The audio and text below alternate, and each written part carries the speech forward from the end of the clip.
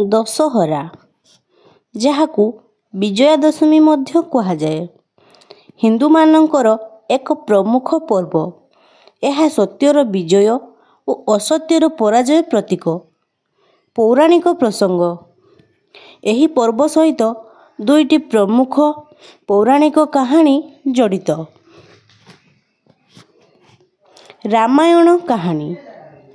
ଭଗବାନ ଶ୍ରୀରାମ ଏହି ଦିନ ଦୁଷ୍ଟ ରାବଣକୁ ବଧ କରିଥିଲେ।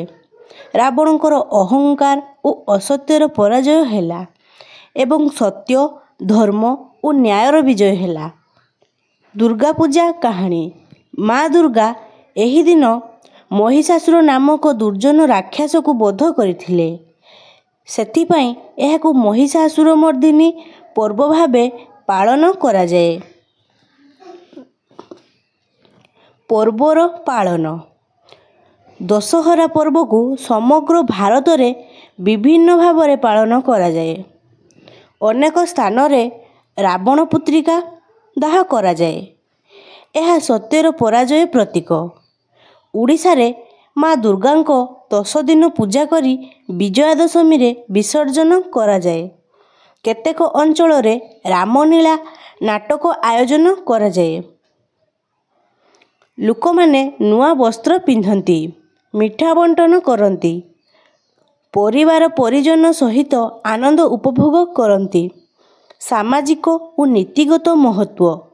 ଦଶହରା ପର୍ବ ଆମକୁ ଶିଖାଏ ଯେ ଦୁଷ୍ଟତା, ଅନ୍ୟାୟ ଓ ଅସତ୍ୟର କେତେବେଳେ ବିଜୟ ହୋଇପାରିବ ନାହିଁ।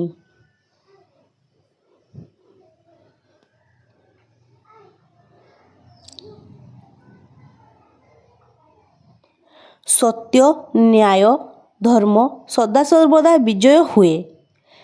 ଆମେ ଜୀବନରୁ ଅହଙ୍କାର, ଦୁଷ୍ଟତା ଓ ଖରାପ ଅଭ୍ୟାସକୁ ରାବଣ ଭାବରେ ଦୂର କରିବା ଉଚିତ।